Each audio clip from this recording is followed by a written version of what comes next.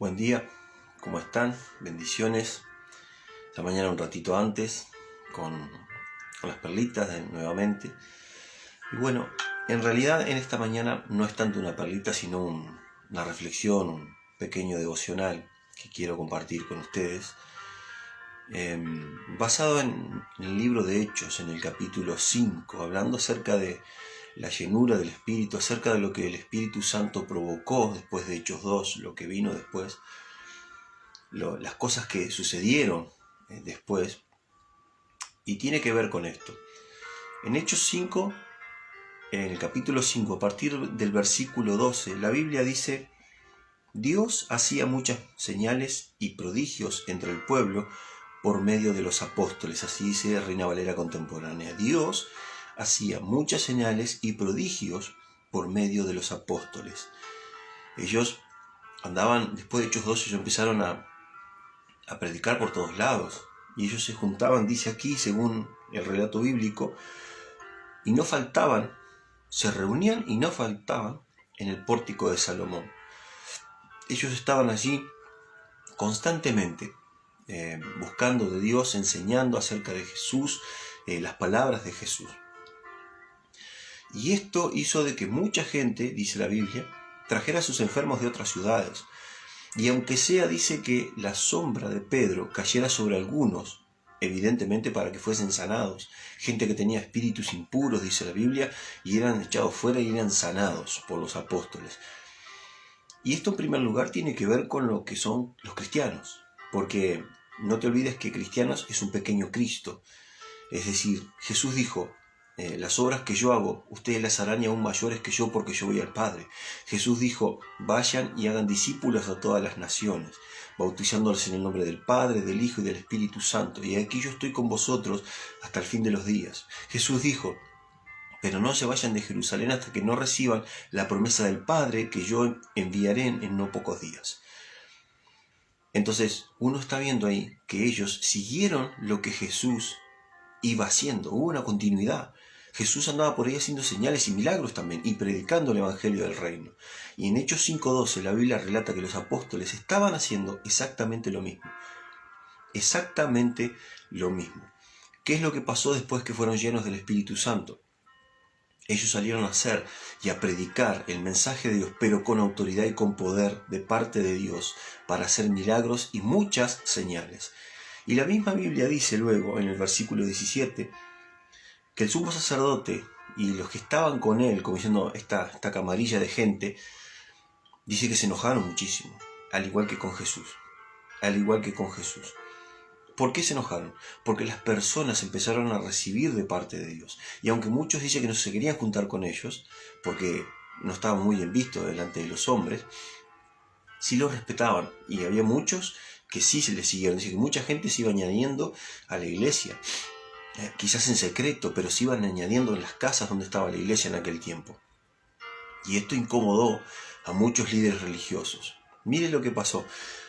La Biblia dice que el sumo sacerdote y todos los que estaban de su parte, es decir, los de la secta de los saduceos, reaccionaron llenos de celos y aprendieron a los apóstoles y los metieron en la cárcel del pueblo. Y uno se pregunta, ¿cómo puede ser esto? Porque ellos no gobernaban Jerusalén. No hay que olvidarse que Jerusalén estaba bajo dominio romano. ¿Cómo puede ser que estos hombres tuvieran la autoridad para poner a alguien en una cárcel si ellos no eran los que gobernaban? ¿Saben por qué? Porque al igual que hoy en día y en muchos lados, la corrupción religiosa va de la mano con el poder político. Y esto es así. Entonces uno ve que el poder religioso muchas veces intenta callar la voz de Dios, intenta hacer lo que hicieron con ellos. Callarlos, no hablen, no prediquen, poniéndole obstáculos y cosas y no hagas esto y no hagas aquello, y no podés hacer esto, no podés hacer aquello porque está pasando esto y lo otro. Entonces cualquiera que se salga de ese formato pasa a ser enemigo de la religión y de la ley, ¿entienden? Y dice que ellos fueron encarcelados por predicar, sanar, por libertar personas. Dios estaba libertando gente. Dios estaba usando a los apóstoles para liberar personas porque habían sido llenos del Espíritu Santo. Pero el espíritu religioso lo que hace es querer encarcelarte también. Querer meterte en cuatro paredes y decirte lo que podés y lo que no podés hacer. ¿Me explico? Pero miren qué interesante lo que pasó. Porque ellos creían que, ellos decían, bueno, esta gente va a predicar hasta que nosotros le permitamos porque somos la ley. Cuando nosotros digamos que no, esto se va a terminar. Sin embargo, miren lo que pasó. Dice que en la noche un ángel del Señor llegó y abrió las puertas de la cárcel, y cuando ellos salieron, el ángel mismo les dijo, vayan y anuncien al pueblo todas las enseñanzas de esta ley. Vayan y prediquen. Yo los liberto para que ustedes vayan y vuelvan a predicar al mismo lugar donde yo los envié. ¿Ven qué tremendo? La religión y el poder político quisieron callar la voz de Dios a través de los apóstoles. Sin embargo, Dios envió un ángel para que abriera las puertas de esa cárcel y volvieran a predicar. Y ellos fueron obedientes, no tuvieron temor y volvieron al mismo lugar donde estaban predicando. Al otro día, es interesantísimo esto. Y dice que al otro día, cuando se levantan el sumo sacerdote y todos los del concilio, dice que los mandaron a buscar. Pero la sorpresa fue enorme cuando la cárcel estaba cerrada, con los guardias parados afuera, pero adentro no había nadie. ¿Se dan cuenta? Dios es el que hace estas cosas, no es el hombre. Dios es el que hace estas cosas, con personas llenas del Espíritu Santo, con personas que creen en lo que Dios puede llegar a hacer con sus vidas. ¿Dónde los encontraron? ¿Dónde los encontraron? Dice que vino otro y dijo, escuchen, los hombres que ustedes han metido en la cárcel están ahora en el templo impartiendo enseñanza. Ustedes los quisieron encarcelar, pero Dios los liberó y ahora están impartiendo a la gente. ¿Se dan cuenta? Tremendo. Lo que puede hacer Dios con alguien lleno del Espíritu Santo. Y dice que los volvieron a traer. Dice, pero ¿cómo es esto? ¿Cómo puede ser esto? No hay entendido.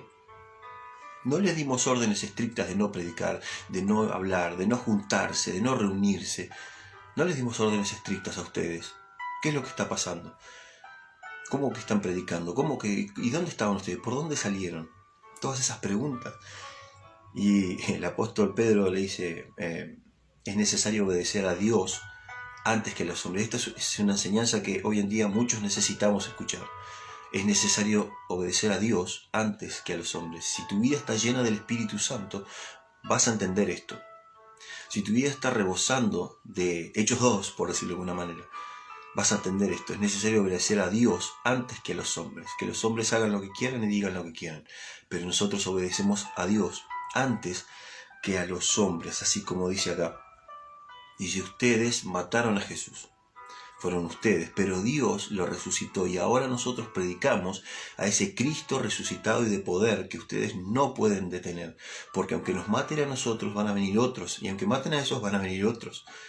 ¿Y saben por qué me doy cuenta de esto? Porque Gamaliel mismo lo dice. Miren, en el versículo 34 dice, entonces Gamaliel, un fariseo muy reconocido, un doctor de la ley, un tremendo teólogo, un hombre muy sabio, es verdad, pero fariseo, era un hombre religioso. Sin embargo, este hombre religioso dijo, miren, vino Teudas, quien se jactaba de ser alguien y logró unos 400 más o menos, pero lo mataron y se terminó la sedición, la revolución, se terminó todo.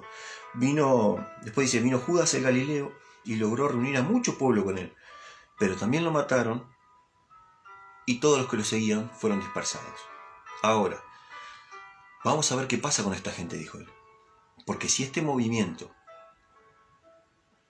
llega a ser de Dios, ustedes van a estar peleando contra Dios y no contra los hombres.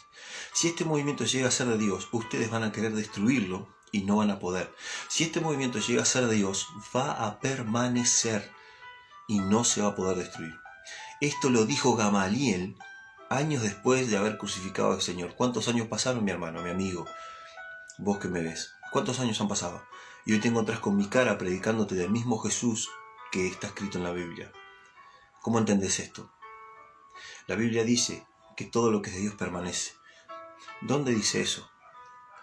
La Biblia habla claramente y dice en Eclesiastés 3:14, también sé, dice el escritor, también sé que todo lo que Dios ha hecho permanecerá para siempre, sin que nada se le añada, sin que nada se le quite, y que esto lo hace Dios para que se le guarde reverencia.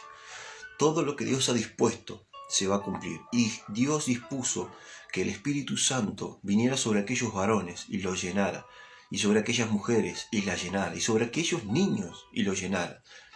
Y esos comenzaron este ministerio. Y hasta el día de hoy, en el año 2021, se sigue predicando este evangelio y se sigue diciendo que Jesús puede sanar, puede liberar, puede restaurar gente. Y se sigue diciendo que el poder político, la corrupción religiosa, no puede detener la voz de aquellos que predican. Esto es lo que hace la llenura del Espíritu Santo. ¿Y por qué te digo esto? Porque Pedro, al hablar con ellos, miren lo que les dice. De esto, en el versículo 32, de esto nosotros somos testigos. ¿Y sabe quién más es testigo? El Espíritu Santo que Dios ha dado a los que le obedecen. ¿Para qué Dios te ha dado el Espíritu Santo? ¿Para qué Dios te ha dado el Espíritu Santo? Para que seas testigo junto con Él. No es que vos sos testigo solo. Es testigo tu vida y el Espíritu Santo de lo que Dios hizo en Jesús. Y así como Gamaliel dijo esto, se sigue repitiendo hoy. Seguís encontrando gente que te sigue hablando de este evangelio, de este Jesús, de esta llenura del Espíritu Santo y de este poder que viene sobre nosotros para que podamos hacer las obras que Jesús dijo que íbamos a hacer. Pequeños Cristos. Amén. Esta reflexión te quería dejar en esta mañana y que puedas entender esto.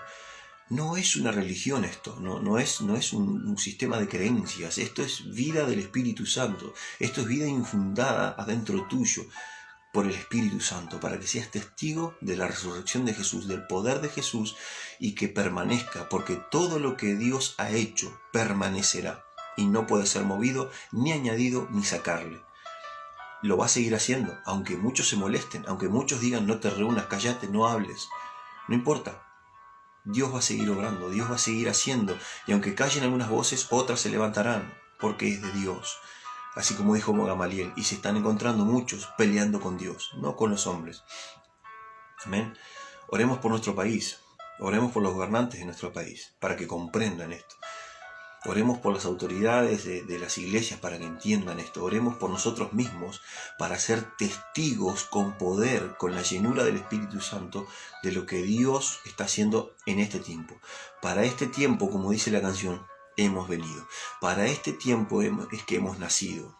Fuimos puestos en este tiempo por una razón, para anunciar las virtudes de aquel que nos llamó de las tinieblas a su luz admirable. Y esto lo vamos a hacer a través de la llenura del Espíritu Santo.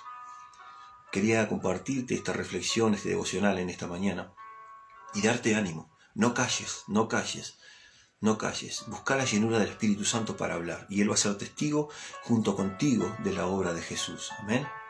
Dios bendiga tu entrada, tu salida, que Dios haga prosperar todo lo que haga en tus manos hoy.